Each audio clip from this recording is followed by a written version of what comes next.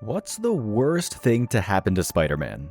Well, it's certainly not that time he got killed and subsequently body snatched by one of his greatest rivals, Otto Octavius, which ultimately led to Doc Ock being reborn as the superior Spider-Man. Sure, you might argue that Pete getting himself killed in the first place is bad, but this doesn't even come close to being one of the worst things to happen to the House of Ideas resident wall crawler by far, not by a long shot. Because, for one, regardless for what you might think about this whole storyline, it added a whole new layer of depth to Otto Octavius. By the time he took control of Spider-Man's body, the once ruthless, multi-limbed villain had become one of Marvel's most interesting superheroes, or anti-heroes, depending on how you look at it. In this same regard, we can't say that the death of Ultimate Spider-Man also counts as even one of the crappiest chapters in Spider-Man's decades of history. Sure, it always makes a fanboy-shaped gray cloud appear above our heads whenever a superhero dies. Boo-hoo. But in this instance, Earth 1616 Spidey's death was more of a heroic sacrifice than it was a tragedy. We mean, come on, he literally took a bullet for Captain America. That's not sad, that's amazing. And if not for this admittedly dour turn of events in the Spider-Man mythos, we wouldn't have gotten Miles Morales, the other Spider-Man. So this one's a mixed blessing at worst.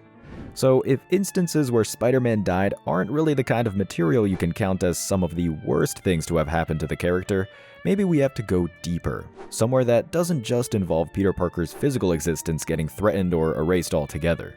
How about those times when the people he loved the most bit the proverbial dust? There's that one time from Earth 1616, because this world is just bleak, when that version of Gwen Stacy died.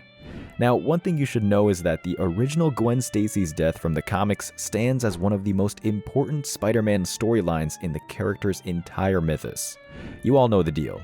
Green Goblin kidnaps Gwen, he throws her off a bridge, Spidey tries to save her but misses the mark by a split second. Gwen dies. Boo-hoo. On the flip side, Ultimate Gwen's death is a lot less dramatic. Hell, it's even less memorable, which just makes it worse. The whole gist of it is that Gwen was walking home one day when Carnage ate her. Yup, that's it. Just a random act of violence more suited to the real world than Marvel. And just for the sheer senselessness of it all, we're willing to add this to the list of the worst things to have ever happened to Ol' Webhead. But it's not the worst. Now, some of you guys might be thinking about that one time when it was revealed that Spidey inadvertently killed his wife, Mary Jane, within the pages of Spider-Man Reign. This happened on Earth 7237, and we do admit that it's a tragedy to find out about this.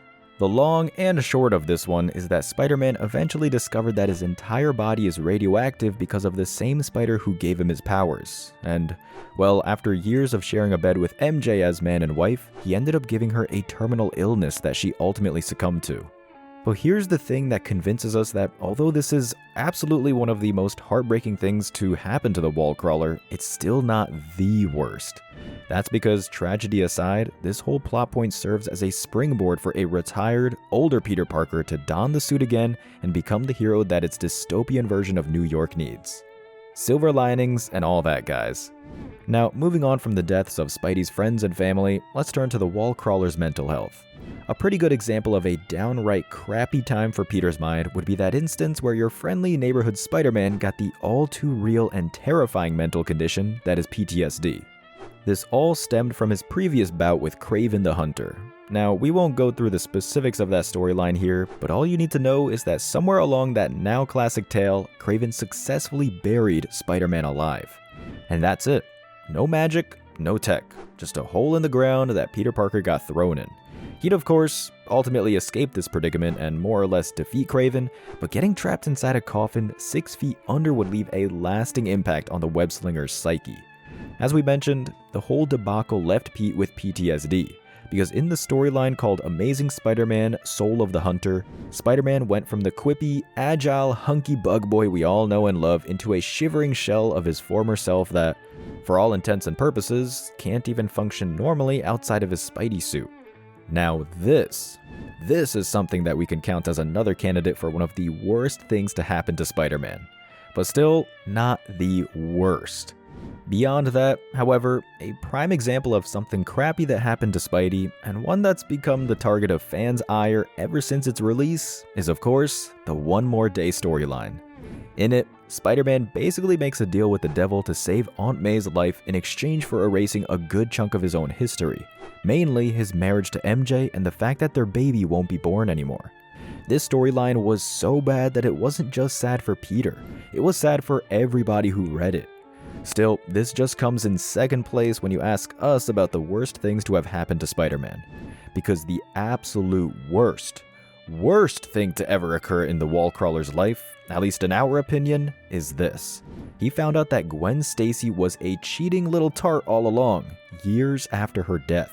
Oh, and it wasn't like Gwen slept with Flash Thompson or, say, Wolverine either. It gets worse, because P found out that Gwen Stacy did the nastiest of nasties with none other than Norman Osborn. Allow us to repeat that. Norman Osborn. Norman freaking Osborn.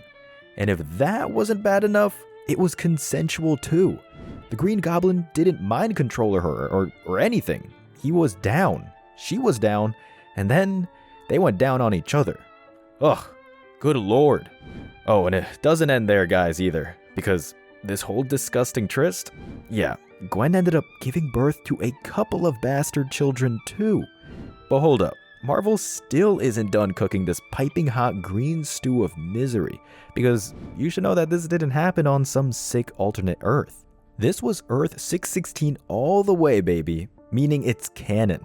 Or at least it was until they thankfully retconned it after 17 years, proving that if nothing else, Marvel Comics hates its fans just as much as it hates Spider-Man. Just the worst. Know any other examples of the worst things to happen to Spider-Man? Let's talk about it down below in the comments. And for more amazing comic book videos, don't forget to subscribe to our channel and ring that notification bell. We promise it won't have any more references to Gwen and Norman's sick affair. Anyway, see you guys next time, only here at KRTV Marvel.